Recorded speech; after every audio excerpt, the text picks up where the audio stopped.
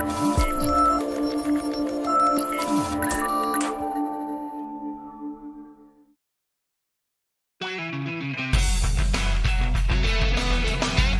listening to the Shared Security Podcast with Tom Eston and Scott Wright, exploring the trust you put in people, apps, and technology.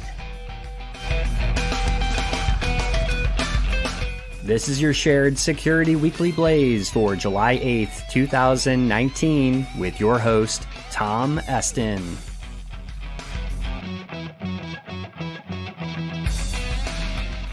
In this week's episode, Amazon confirms that Alexa recordings are kept forever, details about one of the largest Facebook malware campaigns, and my top 3 tips for staying private on vacation.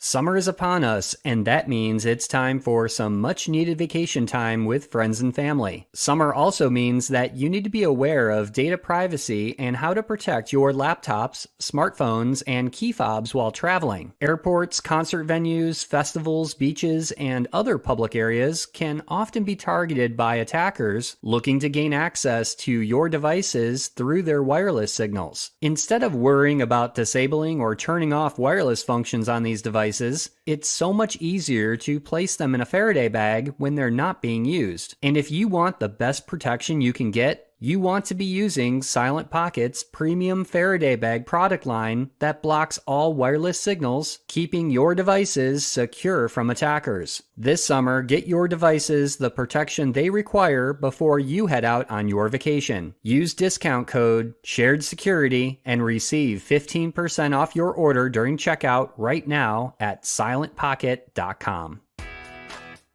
Hi everyone, welcome to the Shared Security Weekly Blaze, where we update you on the top 3 cybersecurity and privacy topics from the week.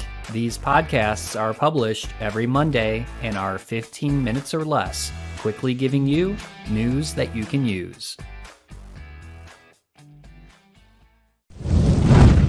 In this week's surprising but not so surprising news, Amazon has confirmed that Alexa voice recordings are kept by Amazon forever unless you manually delete each one. Apparently, this revelation was noted in a letter from Amazon to U.S. Senator Chris Coons, who had asked Amazon about their data handling and privacy practices around Alexa recordings. Amazon stated that they keep transcripts and voice recordings indefinitely and only removes them if they're manually deleted by users. The letter went on to say that even if people manually delete their recordings, some records and conversations may still remain on Amazon's storage systems. Amazon is apparently conducting an ongoing effort to ensure deleted recordings are removed from various internal systems. Amazon and other tech companies have been under increasing pressure to take the privacy of user data more seriously due to the EU's enforcement of GDPR and the fact that all of this new technology seems to always increase the demand for more and more of our private data. So will this latest revelation make you think twice before talking to Alexa? I think manually deleting each individual recording is a very poor solution, and hopefully they take the approach of changing the retention policy on this data or allowing users to delete everything with one single action. But until that day comes, if it ever does, Amazon is going to hold our data indefinitely.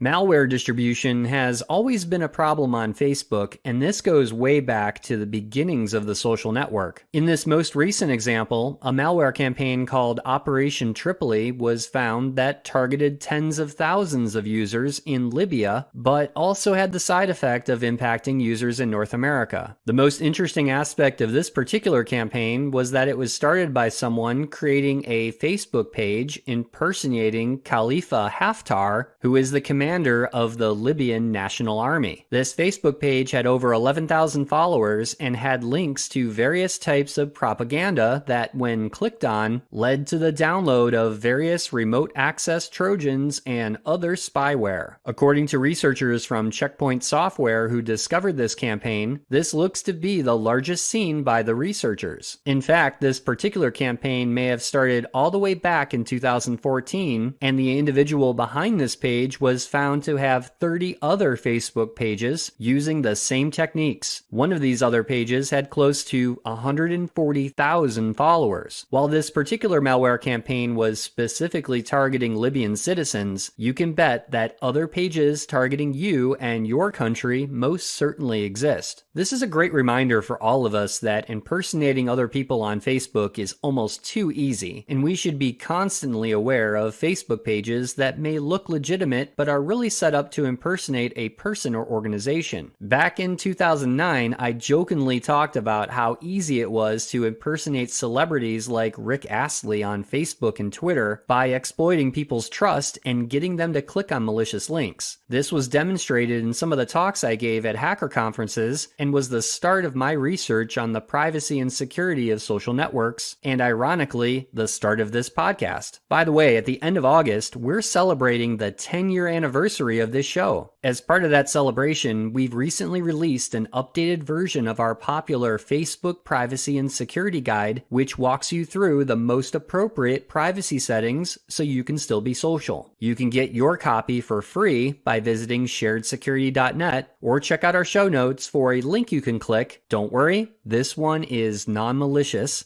so you can download our updated guide.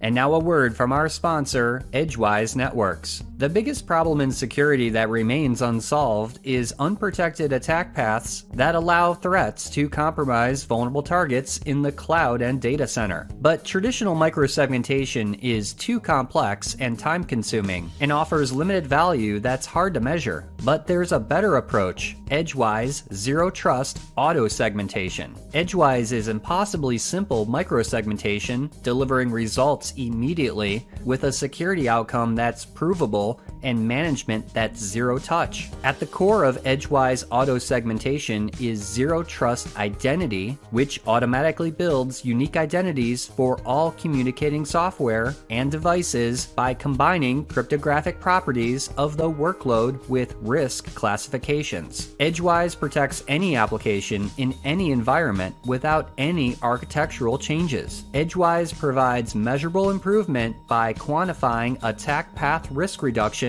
and demonstrates isolation between critical services so that your applications can't be breached. Visit edgewise.net to find out more about how Edgewise can help stop data breaches.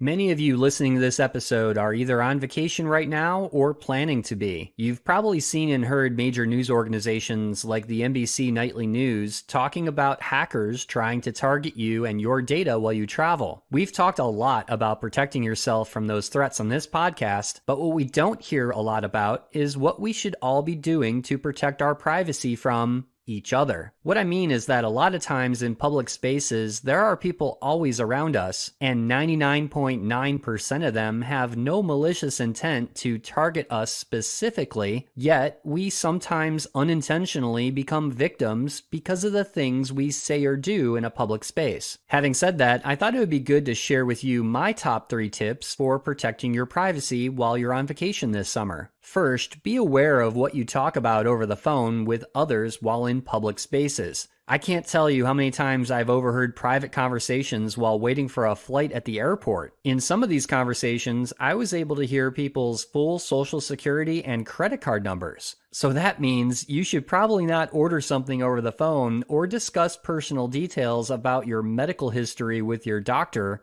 while lots of people are around you. Go someplace private to have conversations like these. Along with that, be cautious pulling out your wallet or purse where you may unintentionally show credit cards, cash, and other personal items. Other people can learn a great deal about you by observation, and you could potentially become a target for a thief or pickpocket. My second tip is to use your laptop or smartphone in an area without a lot of people around, or use a privacy screen, especially if you are working on something private private or sensitive. People on business are the worst offenders, especially on airplanes. But depending on what Netflix show or movie you might be watching, think about if you want the entire airplane to also be watching that show or movie with you. Check out our show notes for links to a few recommended mobile and laptop privacy screens. My last tip is that if you're renting a car, don't plug your smartphone into the USB port of the car. Most cars will auto-sync all the contacts, text messages, and other data on your device automatically, and if you forget to delete it, the rental car company and potentially the next renter will have access to private information you probably don't want strangers to see. As always, being aware of your surroundings and using common sense will help you stay more private in your travels this summer.